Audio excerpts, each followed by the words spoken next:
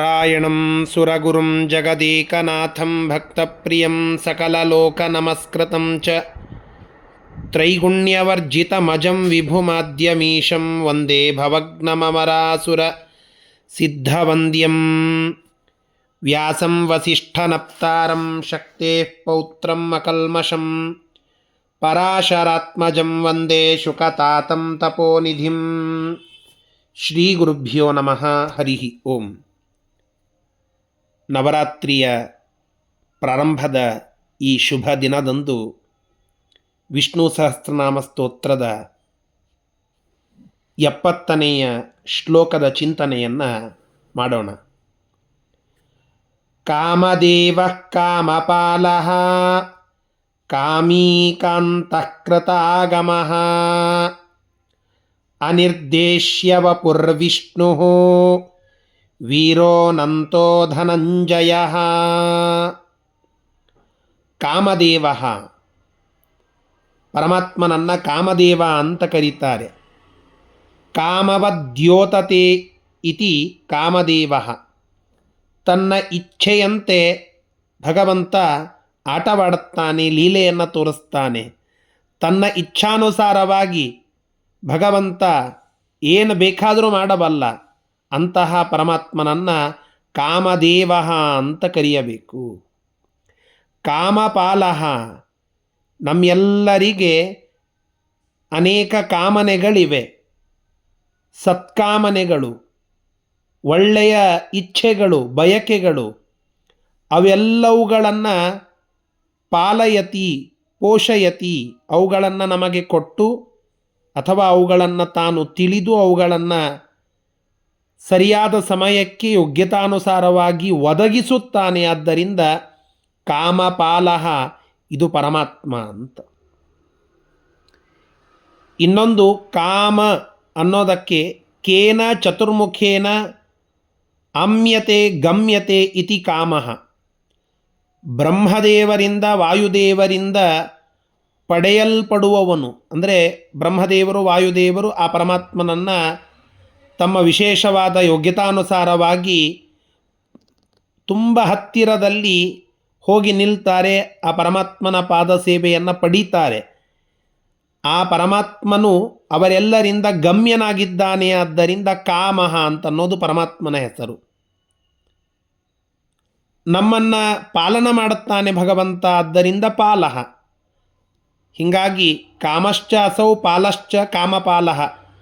ಕಾಮನೂ ಆಗಿದ್ದಾನೆ, ಪಾಲನೂ ಆಗಿದ್ದಾನೆ. ಆದ್ದರಿಂದ ಕಾಮಪಾಲಃ, ಇದು ಪರಮಾತ್ಮನ ವಿಶೇಷವಾದ ಒಂದು ಹೆಸರು.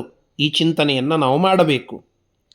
ಕಾಮೀ ಜಗದ್ರಕ್ಷಣಾಧಿಕಂ ಕಾಮಯತೆ ಇತಿ ಕಾಮೀ. ಜಗತ್ತಿನ ರಕ್ಷಣೆಯನ್ನು ಮಾಡುವ ಹಂಬಲವನ್ನು ತೋರಿಸ್ತಾನೆ ಪರಮಾತ್ಮ.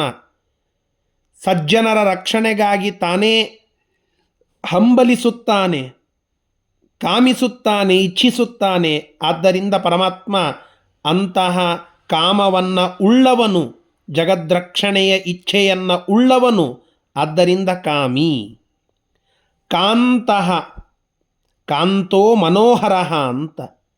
ಮನೋಹರವಾದ, ಮನಸ್ಸನ್ನು ಸೆಳೆಯುವ ಶ್ರೇಷ್ಠವಾದ ರೂಪವನ್ನು ಹೊಂದಿರುವವನು ಪರಮಾತ್ಮ. ಆ ಗೋಪಿಕಾ ಸ್ತ್ರೀಯರೆಲ್ಲ ಕೃಷ್ಣನನ್ನು ನೋಡಿ ಅವರ ಮನಸ್ಸೆಲ್ಲ ತುಂಬ ಆಕರ್ಷಿತವಾಗಿದೆ. ಆ ಭಗವಂತನ ದಿವ್ಯವಾದ ರೂಪವನ್ನು ನೋಡುತ್ತಾನೇ ಇರಬೇಕು ಅಂತ ಅನ್ನಿಸ್ತಾ ಇದೆ. ಸ್ವಲ್ಪ ಅಹಂಕಾರ ಬಂತು, ಪರಮಾತ್ಮ ಅಲ್ಲಿ ಅದೃಶ್ಯನಾಗಿ ಬಿಟ್ಟ. ಆಗ ಆ ಪರಮಾತ್ಮನ ಮನೋಹರವಾದ ರೂಪ ಅದು ಕಾಣಸಿಗದಂತಾದಾಗ ಗೋಪಿಗೀತೆ ಆಯಿತು ಅಂತ ನಾವು ಕೇಳುತ್ತೇವೆ.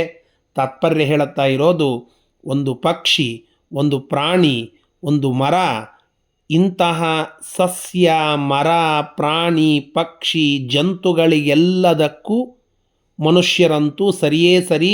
ಅವರೆಲ್ಲರಿಗೂ ಪರಮಾತ್ಮನ ರೂಪ ತುಂಬ ಆಕರ್ಷಕವಾದದ್ದು. ಕಾಂತಃ ಶ್ರೀಮನೋಹರ ಸೋಮಸುಂದರ ಸಾಮಗಾನ ವಿದಾಂಬರ ಅಂತ ಹೇಳಿದಂತೆ ಮನೋಹರವಾದ ಸೋಮಸುಂದರವಾದ ರೂಪ ಅದು ಭಗವಂತನದ್ದು. ಅಂತಹ ಪರಮಾತ್ಮನ ರೂಪ ಕಾಂತಃ. ಕೃತಾಗಮಃ ಕೃತ ಆಗಮಃ ಏನ ಇತಿ ಕೃತಾಗಮಃ. ಆಗಮ ಅಂತಂದರೆ ಪುರಾಣಾದಿಶಾಸ್ತ್ರಗಳು ಅಂತ ಅರ್ಥ. 18 ಪುರಾಣಗಳನ್ನು, ಬ್ರಹ್ಮಸೂತ್ರಗಳನ್ನು, ಮಹಾಭಾರತವನ್ನು ರಚನೆ ಮಾಡಿಕೊಟ್ಟಂತಹ ಮಹಾನುಭಾವರು ವೇದವ್ಯಾಸ ದೇವರು, ಪರಮಾತ್ಮನ ರೂಪ. ಅಂತಹ ಕೃತಃ ಆಗಮಃ ಏನ ಇತಿ ಕೃತಾಗಮಃ, ವೇದವ್ಯಾಸ ರೂಪ ಅಂತ. ಇನ್ನೊಂದು ಕೃತೇನ, ಕೃತ ಅನ್ನೋದಕ್ಕೆ ಕರ್ಮಗಳು ಅಂತ ಅರ್ಥ. ಕೃತೇನ ಕರ್ಮಣ ಗಮ್ಯತೆ, ನಾವು ಮಾಡಿದಂತಹ ನಮ್ಮ ಕರ್ಮಗಳು ಆ ಪರಮಾತ್ಮನ ಹತ್ತಿರಕ್ಕೆ ಹೋಗುವುದಕ್ಕೆ ಸಾಧನವಾಗ್ತದೆ. ಸತ್ಕರ್ಮಗಳನ್ನು ಮಾಡಿ ಸಜ್ಞಾನವನ್ನು ಪಡೆದು ಆ ಪರಮಾತ್ಮನ ಹತ್ತಿರಕ್ಕೆ ನಾವು ಹೋಗಬಹುದು. ಅಂತಹ ಕೃತೇನ ಗಮ್ಯತೆ ಇತಿ ಕೃತಾಗಮಃ, ನಮ್ಮ ಕರ್ಮಗಳಿಂದ ನಾವು ಪಡೆಯಬಹುದಾದಂತಹ ರೂಪ ಅದು ಕೃತಾಗಮಃ, ಪರಮಾತ್ಮನ ರೂಪ ಅಂತ ಇನ್ನೊಂದು ವಿಶೇಷವಾದ ಅರ್ಥವನ್ನು ಇಲ್ಲಿ ತಿಳಿದುಕೊಳ್ಳಲಿಕ್ಕೆ ಸಾಧ್ಯ. ಅನಿರ್ದೇಶ್ಯ ವಪುಹು, ವಪುಹು ಅಂದರೆ ಶರೀರ. ಪರಮಾತ್ಮನ ಶರೀರ ನಮ್ಮ ನಿಮ್ಮಂತೆ ನಿರ್ದೇಶಿತವಾಗುವುದಿಲ್ಲ. ಯಾರಿಂದಲೂ ಅದು ಹೀಗಿರಬೇಕು, ಅದು ಹಾಗಿರಬೇಕು ಅನ್ನುವ ನಿರ್ದೇಶನಕ್ಕೆ ಒಳಪಡುವುದಿಲ್ಲ. ಅನಿರ್ದೇಶ್ಯಂ ವಪುಹು ಯಸ್ಯ ಸಹ ಅನಿರ್ದೇಶ್ಯ ವಪುಹು, ಯಾರಿಂದಲೂ ನಿರ್ದೇಶಿತವಾಗದ ಸುಖಸ್ವರೂಪ, ದೋಷದೂರವಾದ ರೂಪ ಅದು ಪರಮಾತ್ಮನದ್ದು. ಆದ್ದರಿಂದ ಅನಿರ್ದೇಶ್ಯ ವಪುಹು ಅಂತ ಪರಮಾತ್ಮನನ್ನು ಕರೀತೇವೆ. ವಿಷ್ಣು, ವಿಷ್ಣು ಅನ್ನೋದಕ್ಕೆ ನೂರಾರು ಅರ್ಥಗಳನ್ನು ನಾವು ಕೇಳಿದ್ದೇವೆ. ಮೊಟ್ಟ ಮೊದಲ ಶ್ಲೋಕದಿಂದ ಹಿಡಿದು ವಿಷ್ಣು ಅನ್ನುವ ಶಬ್ದಕ್ಕೆ ಅನೇಕ ಬಾರಿ ಅರ್ಥಗಳನ್ನು ನಾವು ತಿಳಿದುಕೊಳ್ಳುತ್ತೇವೆ. ಒಂದು ಸಾಮಾನ್ಯ ಅರ್ಥವನ್ನು ತಿಳಿದುಕೊಳ್ಳೋದಾದರೆ ವಿಶಲ್ರ ವ್ಯಾಪ್ತವು ಅಂತ ಒಂದು ಧಾತು. ಆ ಒಂದು ಧಾತುವಿನಿಂದ ವಿಷ್ಣು ಅನ್ನುವ ರೂಪ, ವಿಷ್ಣು ಅನ್ನುವ ಶಬ್ದ, ಆ ಶಬ್ದರೂಪ ವ್ಯಾಖ್ಯಾನವಾಗಿ ತಿಳಿದುಕೊಳ್ಳೋದಾದರೆ ವಿಶಲ್ರ ವ್ಯಾಪ್ತವು ಅನ್ನೋದರಿಂದ ಸರ್ವವ್ಯಾಪಿತ್ವಾತ್ ವಿಷ್ಣು, ಎಲ್ಲ ಕಡೆಗೆ ವ್ಯಾಪ್ತನಾಗಿದ್ದಾನೆ. ವಿಶಲ್ರ ಅನ್ನೋದಕ್ಕೆ ವ್ಯಾಪ್ತ ಅನ್ನುವ ಅರ್ಥವನ್ನು ಸಂಸ್ಕೃತ ಹೇಳುತ್ತದೆ ಧಾತು. ಎಲ್ಲ ಕಡೆಗೆ ವ್ಯಾಪಿಸಿದ, ಒಮ್ನಿ ಪ್ರೆಸೆಂಟ್ ಆದ ಭಗವಂತ ವಿಷ್ಣು ಅಂತ ಅನ್ನಿಸಿಕೊಳ್ಳುತ್ತಾನೆ. ಅಂತಹ ವಿಷ್ಣು ಪರಮಾತ್ಮ ಸಕಲ ಕಡೆಗೆ ವ್ಯಾಪ್ತನಾದಂತಹ, ಪರ್ವೇಸಿವ್ ಅಂತ ಕರಿತೇವಲ್ಲ, ಎಲ್ಲ ಕಡೆಗೆ ಇರುವಂತಹ ವ್ಯಾಪಿಸಿದಂತಹ ಭಗವಂತ ವಿಷ್ಣು ಅಂತ ಅನ್ನಿಸಿಕೊಳ್ಳುತ್ತಾನೆ. ವೀರಃ, ವೀರಃ